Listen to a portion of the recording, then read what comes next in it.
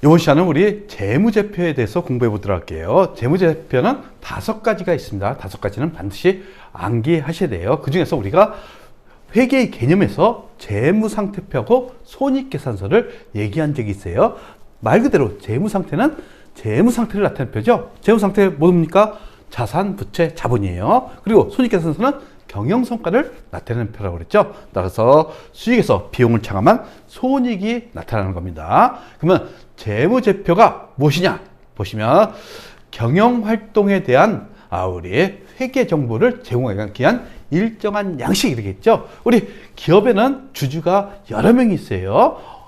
하물며 삼성전자는 수십만 명의 주주가 있어요. 그러면 이 주주들한테 경영성과하고 회사의 재무상태를 알리기 위해서 재무제표를 제공하게 되어 있습니다. 따라서 기업에게 기준해서 재무제표에 대한 양식을 규정하고 있습니다. 그래서 우리 재무제표에 대한 5가지가 있다는 것을 여러분들이 아시고, 첫 번째 보시면 재무상태, 즉 기초는 1월 1일이라고 그랬죠. 기초에 회사의 재무상태가 있어요. 그러면 1월 1일서부터 12월 31일까지 회사의 경영활동을 하겠죠. 경영활동을 통해서 기말에 재무상태표를 작성할 겁니다.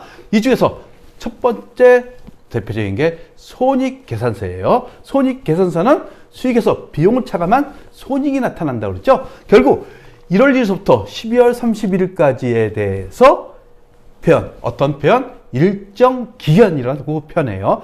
일정 기간에 경영성과를 제공하는 표가 손익계산서가 되는 겁니다. 그리고 현금 흐름표가 있어요. 현금 흐름표는 말 그대로 입금하고 출금을 나타내는 표예요. 결국 현금이 없으면 회사는 망하게 돼 있어요. 따라서 어느 정도의 일정한 수준의 현금을 갖고 있는지 확인할 필요가 있어요. 이것을 작성하는 표가 현금 흐름표입니다. 이것도 마찬가지로 1월 1일서부터 12월 30일까지 일정 기간에 영업 활동이 있고 투자 활동이 있고 재무 활동이 있어요. 영업 활동은 뭡니까? 물건을 사고 팔고 해갖고 수익을 창출하는 활동이죠. 그리고 투자는 회사는 미래를 위해서 투자를 해야겠죠. 투자하는 활동을 얘기하는 겁니다. 재무는 회사가 확장하기 위해서는 돈이 필요하죠. 돈을 어디서 조달할 것인가. 이러한 3가지 활동을 통해서 현금 흐름표를 작성하게 돼 있어요. 근데 우리 전산회계 2급에서는 이런 3번하고 4번은 안 나타납니다. 그래서 일단 전산회계 1급을 대비해서 우리 현금 흐름표는 3가지 종류가 있다. 영업, 투자, 재무활동. 이것은 반드시 숙지하고 계세요. 계속 공부하면 이게 전산세무 1급까지도 나오는 용어입니다. 그리고 4번째 보시면 자본변동표가 있죠. 자본변동표 보시면 일정 기간에 대한 자본변동. 자본은 누구 겁니까? 주주들이죠. 주주들이 수십 명, 수백 명, 수십만 명인 기업들도 있는 반면에 주주가 하나인 기업도 있어요. 그래서 자본변동표는 우리 전산회계 2급에서는 개인기업이 나타난다고 그랬죠. 보통 개인기업은 주주가 1명입니다. 따라서 자본변동표에 대해서는 우리 전산회계 2급에서는 문제가 나오지 않아요. 그래서 일정 기간에 자본변동을 나타내는 표다 이렇게 생각하시면 되겠어요. 그러면 이러한 경영활동을 통해서 기말에 우리 재무상태표가 작성되겠죠. 결국 재무상태표, 손익계산서, 현금흐름표, 자본변동표 이렇게 4가지의 재무제표가 있어요. 그리고 하나 더 추가될 게 있는 게 우리 주석이라고 되어 있죠. 주석. 재무제표에 대한 필요한 추가적인 정보 이렇게 있어요. 만약 차입금이 있습니다. 차입금이 있는데 이 차입금이 은행에서 빌린 거하고 제2금융권 아니면 제3자 개인한테 빌린 금액이 있을 수가 있죠. 그게 다 이자율이 틀려요. 이런 거에 대해서 차입금이 100억 있다 그러면 그 내역에 대해서 뒤에다가 추가적인 정보를 제공하는 게 주석입니다. 중요한 것은 이 주석은 재무제표라는 거. 다만 주기라고 있어요. 주기. 요 주기는 재무제표가 아닙니다. 그래서 옆에 손익계산서, 나중에 손익계산서 작성하다 보면 당기 순이익이 났어요. 그러면 정기가하고 비교하죠. 그렇게 표시하는 걸 주기라고 합니다. 그래서 중요한 것은 주기는 재무제표가 아니다. 주석은 재무제표다. 이것은 반드시 알고 계셔야 돼요. 그래서 5가지 재무제표를 외우시고 우리가 집중적으로 공부할 것은 재무상태표하고 손익계산서라고 보시면 되겠습니다. 그리고 이제 우리 재무상태표, 과거에는 대차대조표라고도 표현했어요. 그리고 중소기업들은 우리 대차대조표라고도 표현합니다. 그러니까 똑같은 표현이라고 생각하시면 돼요. 그래서 회사의 재무상태를 나타낸다고 그랬죠. 재무상태가 뭡니까? 자산부채. 자산부채를 일정한 양식에 따라서 우리 만든 것이 재무상태표라고 합니다. 그래서 기업의 재무상태인 자산과 부채, 자본의 변동을 나타내는 표라고 그랬죠. 이것은 우리가 계속 봤던 겁니다. 이것을 재무상태표 등식이라고 그래요. 자산은 부채 플러스 자본 이렇게 됐죠. 그래서 지금 자산이 왼쪽에 있어요. 왼쪽에 있죠. 왼쪽. 이것을 차변이라고 해요. 차변. 왼쪽은 차변. 그래서 차변이라는 표현 쓰고 오른쪽도 대변이라고 해요. 이것을 이제 처음으로 이제 회계 용어가 나오는 겁니다. 왼쪽은 차변, 오른쪽은 대변 이렇게 돼 있어요. 그래서 자산은 차변, 부채 자본은 대변 이렇게 있죠. 따라서 자산 보시면 회사의 자산을 보시면 뭐 토지도 있을 것이고 건물도 있을 것이고 빚품도 있을 것이고 현금도 있을 것이고 예금도 있을 것이죠. 그러니까 어디다 적는다고요? 왼쪽에다 적는다 이겁니다. 즉 차변. 그리고 오른쪽에는 대변해 갖고 부채 자본 이렇게 있죠.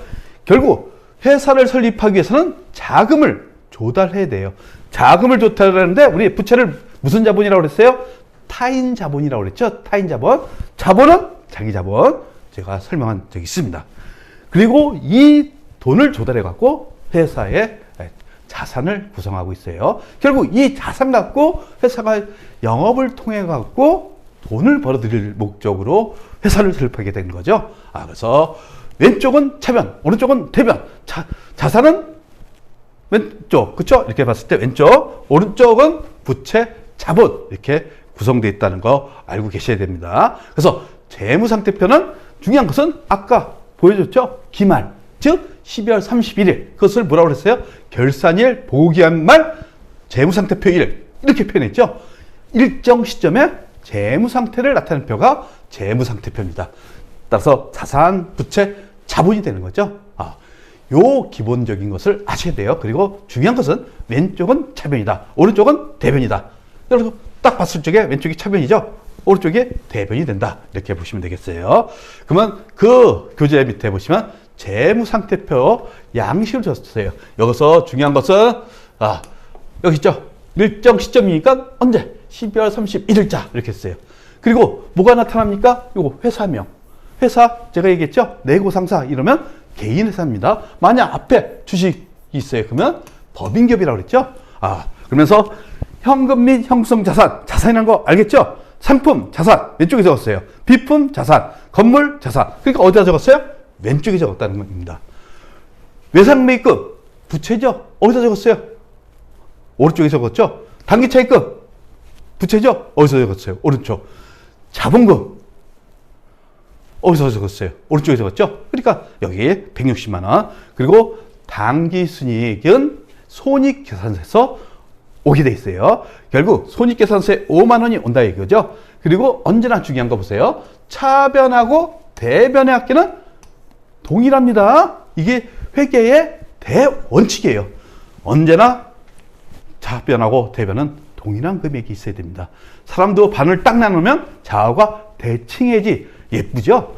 마찬가지로 회계도 왼쪽, 오른쪽 동일하다. 이것을 우리는 대차 평균의 원리라고 표현합니다. 그리고 다음 보시면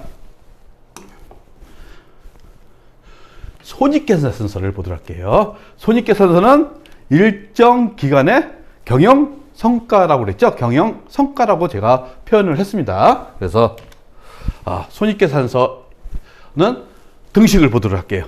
총수익에서 총비용을 차감하면 이익이 될 수도 있고 손실도 될 수 있죠. 근데 총비용을 왼쪽에 두고 총수익을 어디에? 여기 우측으로 반겨보세요. 그러면 총비용 플러스 총이익 그 다음에 수익 이렇게 돼 있죠. 총수익. 결국 총수익을 오른쪽에 넣은 겁니다. 그리고 비용은 왼쪽에 넣은 거예요. 이것에 따라서 우리도 손익계산서도 차변, 대변을 나눌 수 있어요. 왼쪽은 차변이라고 그랬죠. 차변. 그리고 오른쪽은 대변이라고 그랬어요. 따라서 우리 어떻게 총수익은 어디다 적어? 오른쪽에 적습니다. 총비용은 어디다 적어? 왼쪽에 적습니다. 결국 총수익에서 총비용 계산을 한다고 그랬죠? 계산하면 순이익은 자동 계산되는 겁니다. 이게 손익계산서 양측이에요.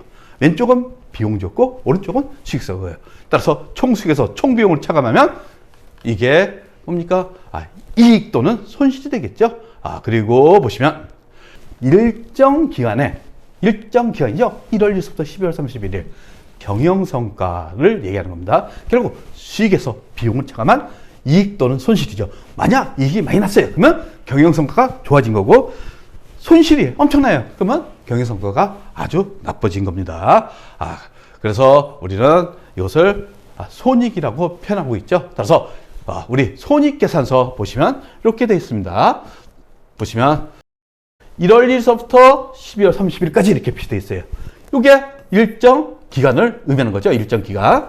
그리고 회사명은 언제든지 여기 나타납니다. 그리고 급여, 지급 임차료, 이자 비용 다 비용입니다. 비용. 그렇죠? 그리고 상품 매출 이것은 수익이죠. 그리고 이자 수익도 수익이죠. A에서 B를 차감하니까 당기순이익이 5만 원. 이게 재무상태표에 반영되게 돼 있습니다. 그리고 여기에 단위 원이 있죠. 우리 내부상사는 개인기업이니까 작아요. 근데 어떻게 큰 삼성전자가 보십시오. 만약 자산하면 이렇게 공이 몇 개입니까? 이거 세기도 힘들어요. 이렇게 될 수도 있어요. 결국 10억, 100억, 1000억, 조 1조라는 숫자입니다. 여러분들이 외울 수가 없겠죠? 맨 처음에 우리가 글자를 이렇게 3개씩 나눠서 콤마를 찍는 이유가 있어요. 그러니까 여러분들도 이것을 연습해야 돼요. 1, 10, 100, 1000만, 10만. 그 다음에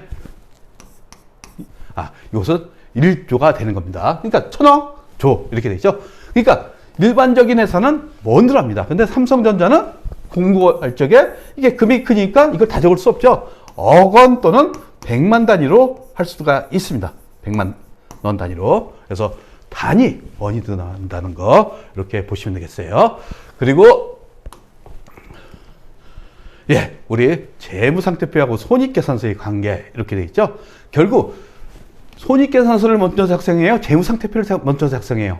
여러분들이 생각해 보세요. 제가 재무제표를 할 적에 1월 1일부터 12월 30일까지 손익계산서 작성하고 12월 말에 재무상태표가 되어 있죠. 그래서 먼저 작성하는 게 손익계산서를 작성하고 손익계산서에 있던 당기순이익이 어디에 재무상태표에 반영된다는 거 이거 반드시 알고 계셔야 돼요. 지금 기초 재무상태표를 보니까 차변 자산이죠. 2억 대변 부채 1억 자본금 1억 돼 있어요.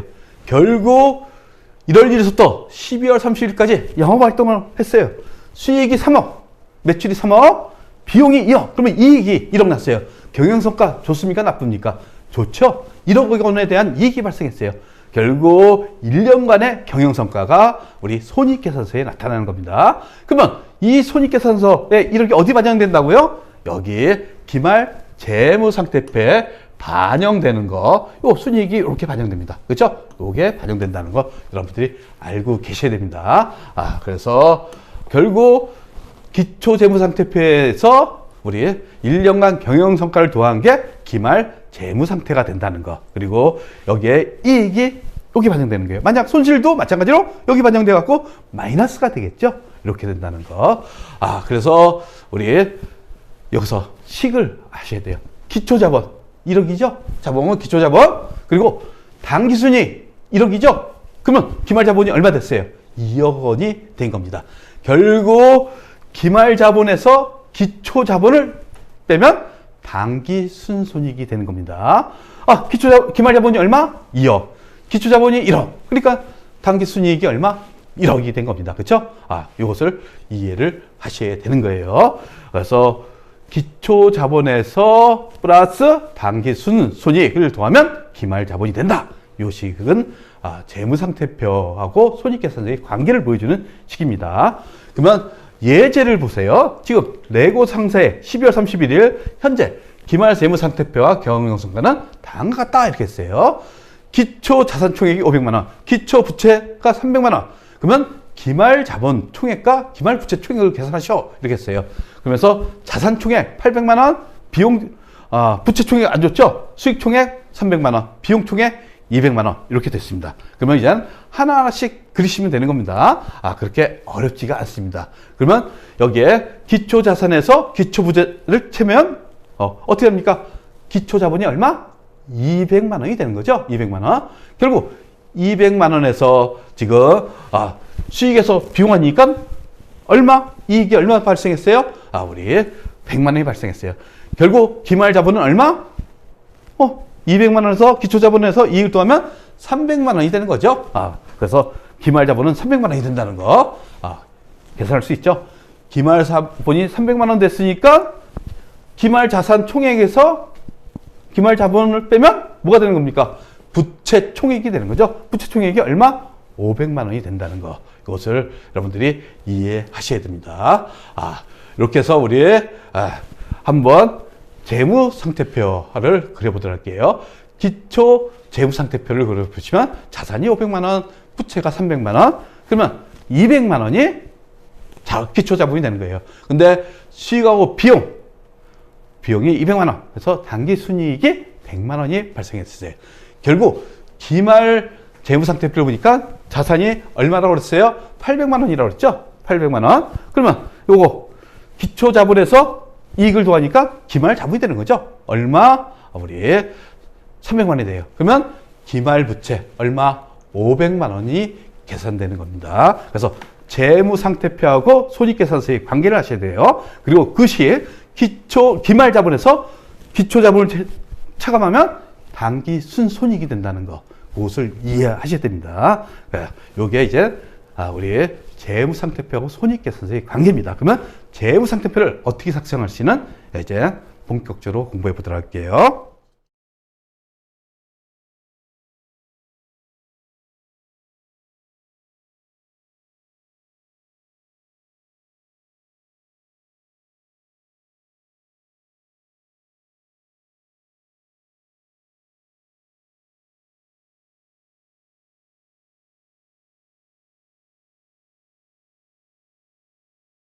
구독과 좋아요는 우리에게 큰 힘이 됩니다.